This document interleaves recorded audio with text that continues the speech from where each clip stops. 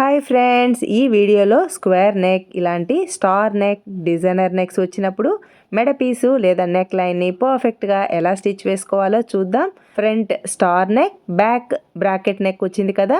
నేను ఈ designer నెక్ని bracket neck అంటాను.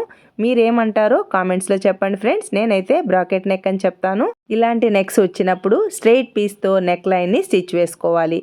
ఇక్కడ ప్రతి పీస్ విడ్త్ 1.25 ఇంచెస్ విడ్త్ ఉండేలా తీసుకోవాలి. ఇక్కడ మనం క్లాత్లో మార్కింగ్ చేసేటప్పుడు క్లాత్ క్రాస్గా ఉందా స్ట్రెయిట్గా ఉందా చెక్ చేసుకొని స్ట్రెయిట్ పీస్ ఎటు సైడ్ అయితే వస్తుందో అటు సైడ్ ఇలా స్ట్రెయిట్గా లైన్స్ని డ్రా చేసుకోవాలి. ఇక్కడ లైన్స్ని డ్రా చేసేటప్పుడు ప్రతి పీసు 1.25 ఇంచెస్ విడ్త్ ఉండేలా ఈ స్ట్రెయిట్ పీసెస్ అన్నిటిని ఇలా మార్కింగ్ చేసుకొని కట్ చేసుకుంటే ప్రతి పీస్ విడ్త్ అనేది కరెక్ట్గా వస్తుంది. స్ట్రెయిట్ పీస్ని మనం ఇలా మార్కింగ్ చేసుకుంటున్నాం కదా. ఈ స్ట్రెయిట్ పీసు మన బ్లౌజ్ నెక్స్కి ఎంత అయితే సరిపోతుందో అంత స్ట్రెయిట్ పీస్ని రెడీ చేసుకోవాలి. ఇక్కడ మనం అక్కడక్కడ ఫోల్డ్ చేసి స్టిచ్ వేసుకుంటాం కాబట్టి నేనైతే 1.5 మీటర్ వరకు స్ట్రెయిట్ పీస్ని రెడీ చేసుకున్నాను. ఇలా అన్ని పీసెస్ని కట్ చేసుకున్న తర్వాత ఎండ్లో ఇలా స్ట్రెయిట్గా ఉండేలా కట్ చేసుకోవాలి. ఇలా కట్ చేసుకున్న తర్వాత స్ట్రెయిట్ పీసెస్ అన్నిటినీ స్ట్రెయిట్గానే యాడ్ చేసుకోవాలి.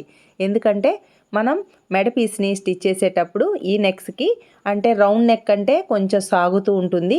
రౌండ్ నెక్కి ఎలాస్టిక్ లాగా సాగే నేచర్ ఉంటుంది కదా. కానీ స్క్వేర్ నెక్ ఇలాంటి బ్రాకెట్ నెక్లకి ఎలాస్టిక్ లాగా సాగే నేచర్ ఉండదు, స్ట్రెయిట్గా ఉంటాయి. కాబట్టి మనం స్ట్రెయిట్ పీస్తోనే మెడ పీస్ని స్టిచ్ వేసుకోవాలి. ఇలా స్ట్రెయిట్ పీసెస్ అన్నిటిని కట్ చేసుకున్న తర్వాత ఇలా స్ట్రెయిట్గానే యాడ్ చేసుకోవాలి. ఇలా స్ట్రెయిట్గా యాడ్ చేసుకున్న తర్వాత ఇక్కడ యాడ్ చేసుకునేటప్పుడు ఇలా ఖర్చు వచ్చింది కదా. ఈ ఖర్చు క్లాత్ని నెయిల్తో ఇలా 2 సైడ్స్కి ఈక్వల్గా వచ్చేలా ఇలా రబ్ చేసుకోవాలి.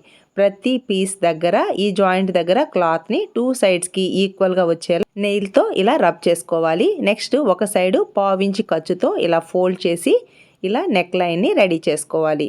ఇలా మెడ పీస్ని పర్ఫెక్ట్గా రెడీ చేసుకుంటే మనం బ్లౌజ్ని స్టిచ్ చేసిన తర్వాత హెమ్మింగ్ వేసుకునేటప్పుడు ఫస్ట్ నుంచి ఎండ్ వరకు ఈ హెమ్మింగ్ స్టిచ్ అనేది చాలా నీట్గా వస్తుంది.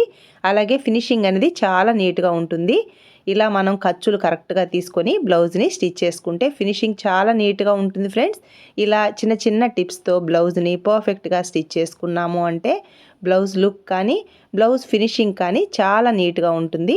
ఇలా మెడ పీస్ని ఒక సైడు ఫోల్డ్ చేసి 1/4 ఇంచ్ ఖర్చుకి ఫోల్డ్ చేసి రెడీ చేసుకున్న తర్వాత మనం 1.25 ఇంచెస్ విడ్త్ తీసుకున్నాం కదా. 1/4 ఇంచ్ అనేది ఫోల్డింగ్లోకి వెళ్ళిపోయింది కాబట్టి ఈ మెడ పీసు 1 ఇంచ్కి రెడీ అయింది.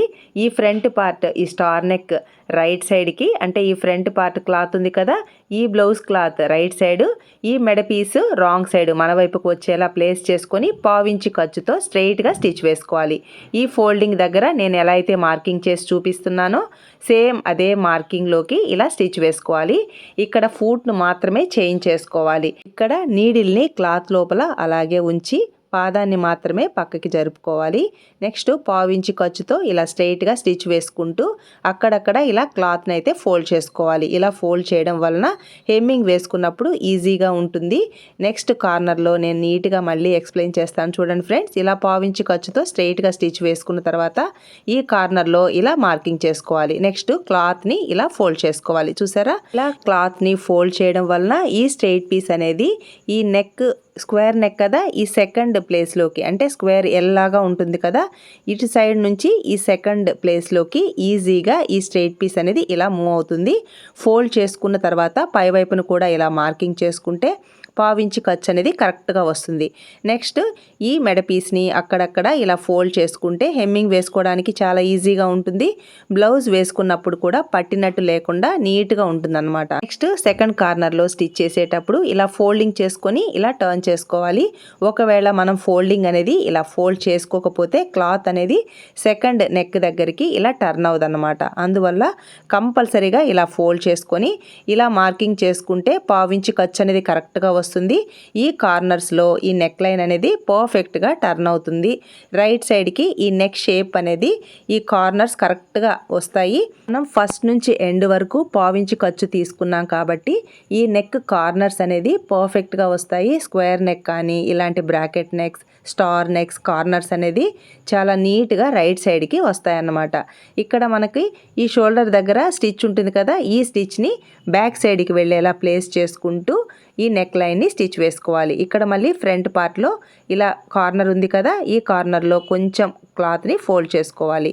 ఇలా ఫోల్డ్ చేసేసుకొని నేను ఎలా అయితే మార్కింగ్ చేస్తున్నానో సేమ్ అలా మార్కింగ్ చేసుకుంటూ స్టిచ్ వేసుకోవాలి. నేనైతే మామూలుగా మార్కింగ్ చేసుకోను, మీకోసం ఇలా మార్కింగ్ చేసి చూపిస్తున్నాను. ఎందుకంటే పావించి ఖర్చు అనేది కరెక్ట్గా రావాలి అంటే బిగినర్స్ ఈ టిప్ని ఫాలో అవుతూ కార్నర్స్ వచ్చినప్పుడు ఇలా స్టిచ్ వేసుకోండి ఫ్రెండ్స్. పావించి ఖర్చు కరెక్ట్గా వస్తుంది.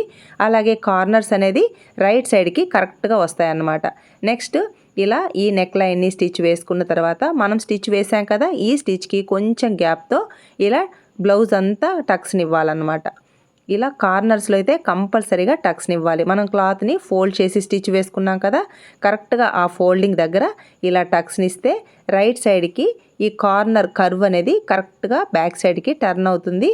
ఈ ఫోల్డింగ్ అనేది మనం హెమ్మింగ్ వేసుకున్నప్పుడు చాలా నీట్గా వస్తుంది. ఇలాంటి square neck, bracket neck, star necks ఇలాంటి నెక్స్కి మెడ పీస్ని స్టిచ్ వేసేటప్పుడు అక్కడక్కడ ఫోల్డ్ చేసుకుంటూ స్టిచ్ వేసుకుంటే హెమ్మింగ్ వేసుకున్నప్పుడు ఫస్ట్ నుంచి ఎండ్ వరకు నీట్గా వస్తుంది. అలాగే మనం ఈ బ్లౌజ్ని స్టిచ్ చేసేటప్పుడు ఫినిషింగ్ అనేది చాలా నీట్గా ఉంటుంది ఫ్రెండ్స్. నెక్ లైన్ని ఇలా స్టిచ్ వేసిన తర్వాత ఈ నెక్ లైన్ని ఇలా టర్న్ చేసుకొని పై వైపున నెయిల్తో రబ్ చేసుకోవాలి. నెక్స్ట్ ఈ స్టిచ్ వేసేటప్పుడు ఈ నెక్ లైన్కి అలాగే ఈ బ్లౌజ్ పీస్కి బ్యాక్ సైడ్ అంటే రాంగ్ సైడు ఖర్చు క్లాత్ ఉంటుంది కదా, ఈ క్లాత్ని మెడపీసు సైడ్కి వెళ్ళేలా ప్లేస్ చేసుకుంటూ ఇలా నెక్ లైన్ పైన మాత్రమే స్టిచ్ వచ్చేలా స్టిచ్ వేసుకోవాలి. ఇక్కడ బ్లౌజ్ పైన అస్సలు స్టిచ్ వేయకూడదు.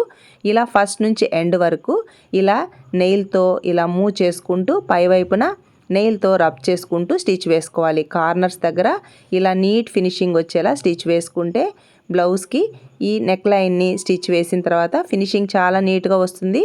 అలాగే స్క్వేర్ నెక్ కానీ ఇలాంటి డిజైనర్ నెక్ కార్నర్స్ అనేది రైట్ సైడ్కి చాలా నీట్గా రెడీ అవుతాయి. ఈ కార్నర్స్ దగ్గర స్టిచ్ వేసేటప్పుడు నేను ఎలా అయితే స్టిచ్ వేస్తున్నానో సేమ్ అలానే స్టిచ్ వేసుకోండి ఫ్రెండ్స్. చూసారా ఈ నెక్ లైన్ కార్నర్స్ అనేది ఎంత నీట్గా వచ్చిందో. ఇక్కడ ఫ్రంట్ పార్ట్లో స్టార్ నెక్ కదా, స్టార్ నెక్ కార్నర్ చూసారా ఎంత నీట్గా రెడీ అయిందో.